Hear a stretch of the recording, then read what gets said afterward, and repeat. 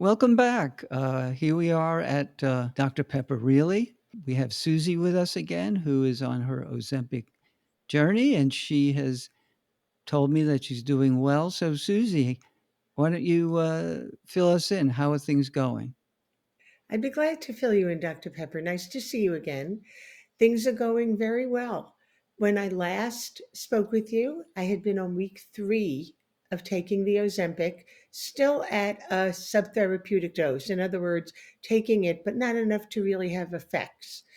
At the suggestion of my doctor, I increased it to zero point 0.5 milligrams after week 4. And that's when things really started to happen. I am now 14 weeks into this, so time goes by quickly. And Wow. I'm still taking the zero point 0.5 milligrams. Right from the beginning, I really did not have a problem doing the injection. I mentioned last time the needle is super tiny. Even Hmm. though I'm a nurse practitioner, I don't love injections, never liked giving them, never liked getting them. This is really nothing and takes about a second to do, very clear, very easy. It's an actual, it looks like a pen, and you dial up your dose and inject it. It takes literally a couple of seconds. So that Right. part's been great. What's really been good is I've been feeling very, very well. I know there are concerns about side effects with Ozempic, including GI things like nausea, diarrhea, constipation. And really, I've not experienced that. I did have one day when, out of the blue, I had really, really intense heartburn and very uncomfortable to the point where I felt like almost like I had to lay down, which is not the right thing to do for heartburn anyway, but Right. Right. I felt really uncomfortable. That lasted through the evening, through the night, through part of the next day. I took a little Pepsid to help calm it down. It went away and it has not come back since. So, has that kind of symptom happened to you before where you've had such bad heartburn? I mean, are you sensitive to coffee or something? Actually, yes. In the past, it has. I take medicine on a regular basis for heartburn. So it has happened in the past, but this was unusual in terms of the extent of it and the duration of it. Okay, so, but you said that hasn't come back again. You're pretty good with that. How about things like craving? Do you have that? That's been so interesting because, as I talked about in the first one, that the first time we met, I love food. I love to eat. I look forward to going out. I look forward to having dinner with friends. I've still had the feeling of, oh boy, I can't wait to eat something, but not in so much in the craving way. That's been a really big noticeable change. So I'll still look forward. I think last time I talked about having a muffin when having coffee with a friend. Right. I'll still think this is great. I'm going to have coffee and a muffin. I'll look forward to it. I'll order the muffin. But what I find is I eat like a third of the muffin and I'm full. And I take the rest home and I have it for the next day. That's a big difference as opposed to sitting down and saying, here it is. I'm just going to eat the whole thing. Right. I'm kind of glad about that, Mhm. because I did not want to lose sort of the pleasure I get from eating and food and all the socialization with that. Right. Have you noticed any So it change in like change in your body shape? You know, people talk about their face getting thinner, or they're losing uh, tone in their arms, or things like that. Yes, actually. Probably because I see myself every day. I don't notice it as much. A few people have commented to me that I do seem a little thinner. I can tell you, I weigh myself every week. And since starting this journey 14 weeks ago, I've lost 14 pounds. Terrific. And do you I'm very overall, do glad you about notice that. how you So feel, like your energy or anything? I do. I feel a little more energetic. And as you know, it's very reinforcing. So if you get on the scale Friday morning before doing the Ozempic, which is my routine, and I see, oh, I lost a half a pound, three quarters of a pound, it's very motivating to want to keep doing and doing the things that may be working. I'm also Okay. trying to eat a little bit healthier. Sure. Shopping the perimeter, like you said, looking Trying. for I'm less getting to know the carbs. perimeters. We're getting to know each other more. And Um, and seriously, what I'm doing is if I'm in the supermarket, I'm not getting two kinds of cookies. Maybe I'll get one and I'll notice I haven't even eaten them, or I've had one and that's more than enough. really, really amazing, huh? Okay. And you saw your doctor So recently? far, And I what did did. she I have to had my say? follow up with my doctor I did, and it was a virtual appointment. What I did is I went to have lab work done about 5 days before the appointment, and there was improvement. My concern was the biggest concern was my A1C, which measures um, how your diabetes is going. And Mhm. mine was on the higher side, and it now went to went down. It went down to just above normal range according to the lab that we're using right now. And when I spoke to the doctor, she said, I'm not in the range of diabetes anymore, which was Great. really Wow. good. I was just on the very edge of that diagnosis, and that's what really propelled me to think I can't do this. I need to make changes. Did That you went can I down. It's a interrupt you one tiny sec? bit What elevated, but not a lot. how many points or half a point? How much did it come down? Do you know? Did it come down a I'm half a trying to think point? about it. I think I went from no, it went more than half a point, about three quarters of a point. Great. And that's a very short period of time. So, what's your plan? Yeah. What's the next step? My plan is that, and I discussed this with the doctor because, I think it's really important to know that this is a medical situation. This is not, kind of because everyone talks about Ozempic as being almost so trendy. I don't see it as Right. trendy for me. I see it as something I want to be healthy. And so I do things that my doctor recommends. If I have questions, I'll ask the doctor about it.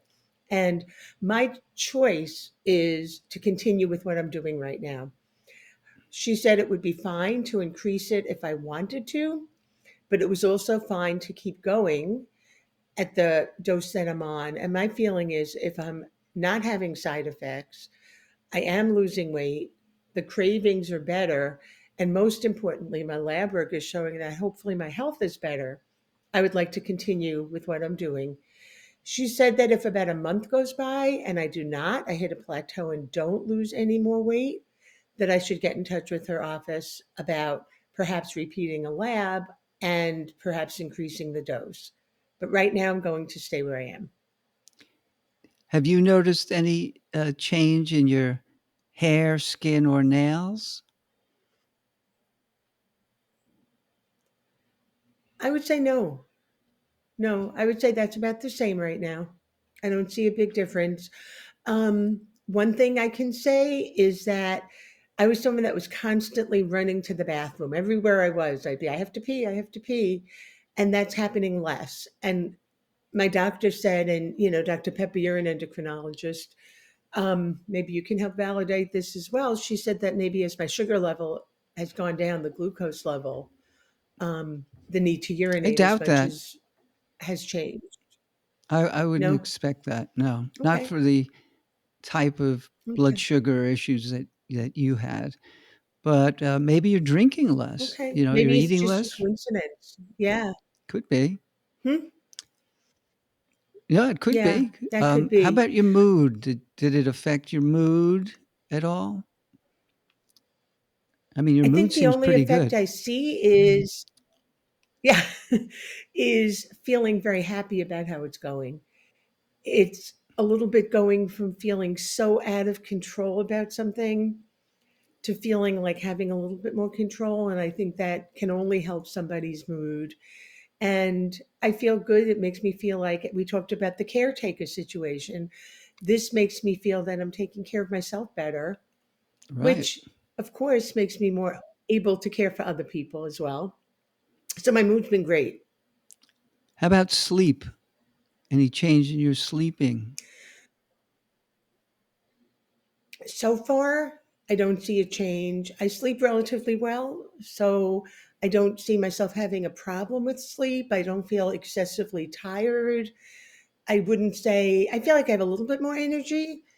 Um, so that's a good thing, but I would not say my sleep per se has been affected very much. All right. I think what we'll want to do is catch up with you again in a couple of more weeks. Um, you said that you're not going to increase your dose, but at this rate, there's going to be further weight loss, and it'll be great to see how your body's reacting, how you're reacting, and see how your goals may change, and maybe your lifestyle as well. Definitely. Yeah. So you were saying that you think that there were a few little bumps. What were those bumps? They had nothing to do with the Ozempic itself. It had to do with the system around getting the Ozempic. Oh So one yeah. thing was I was out of town visiting my son. I went to use the Ozempic pen, and perhaps I somehow missed the information. It comes with 4 needles. You attach a different needle each time. It comes with 6 of those, but there are only 4 doses in each pen. Somehow I Oh. missed that fact. I was out of town, went to use the Ozempic, and the pen was empty. So Oh. what I ended up doing was it's a little tricky to get sometimes. But I use a very well known pharmacy. I was able to contact a pharmacy where I was. They actually had me go to their setting in a hospital because they said the hospital pharmacy might be more likely to have it. So I was able to Mhm. get it. But that's just a little Oh. tip. There's 4 doses, Right. even though there's 6 needles.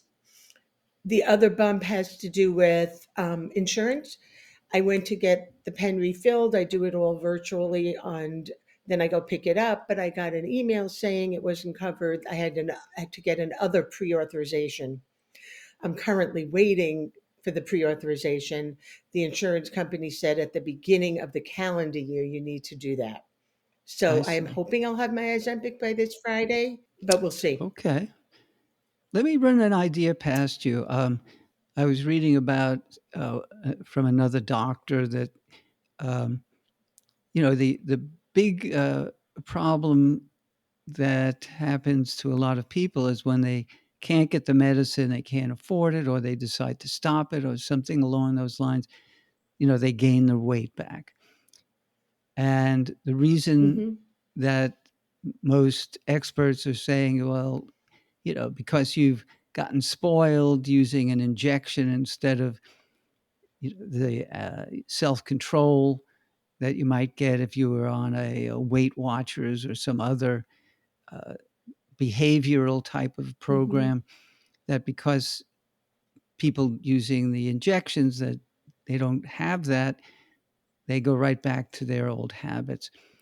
So one of the suggestions by this particular physician was maybe people using injections should only use it every other week so that on the off week, they know that they have to keep an eye on their lifestyle and behavior. They can't slip back into their old bad habits. And maybe that by doing it every other week or sort of an intermittent schedule, that they can combine the good part of the injections without bringing in the bad part of the lack of lifestyle motivation. Does that sound at all practical from your point of view? Everything about weight loss is so complicated, isn't it? Right. And I think my honest question is I'd love to address that in the future. Right now, I don't know. I'd like to continue with what I'm doing. Yeah. When I hopefully lose more weight, and it comes down to a question of do I keep doing this forever?